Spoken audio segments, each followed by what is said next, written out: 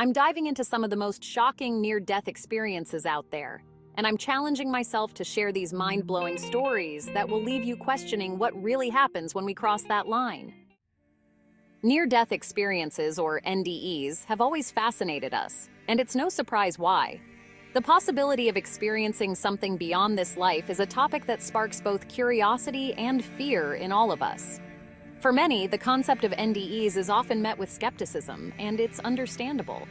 After all, how can we truly understand what happens when we die if we've never died ourselves? It's natural to question the validity of these experiences, wondering if they're simply the product of a brain shutting down or a desperate attempt to find meaning in the face of mortality. Despite the skepticism, NDEs continue to capture our imagination, and many people claim to have experienced things that defy explanation. From tales of out-of-body experiences to encounters with deceased loved ones, these stories often share common themes that are hard to dismiss. But what really happens during an NDE? And can we truly trust these accounts? The scientific community has struggled to explain NDEs, often attributing them to everything from hallucinations to misfires in the brain. But as we delve deeper into these stories, it's clear that there's more to it than just a simple explanation. Let's take a look at some of these incredible stories.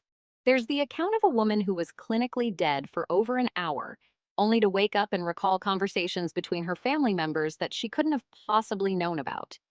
Or the story of a man who was shot point blank and claimed to have seen a bright light, even though his eyes were closed at the time. These stories are more than just anomalies. They're a glimpse into the unknown. They offer us a window into the possibility that there's more to life than what we can see and touch. Take, for instance, the story of a young girl who was in a coma for weeks and reported seeing her deceased grandmother, who had been guiding her through the experience.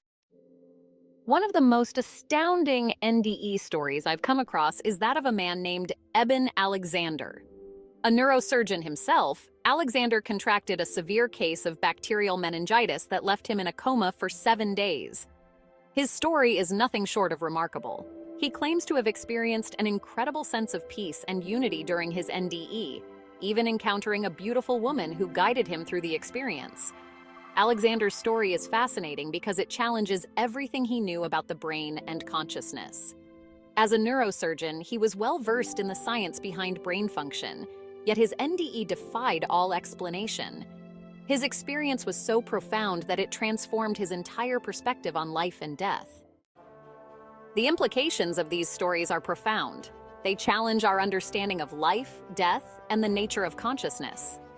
While we may never fully understand what happens during an NDE, these stories offer us a glimpse into the unknown, and that's what makes them so captivating.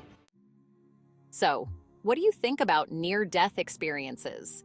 Have you or someone you know had an NDE? Share your thoughts and stories in the comments below, and don't forget to subscribe so you can check out my other videos on the mysteries of life and death.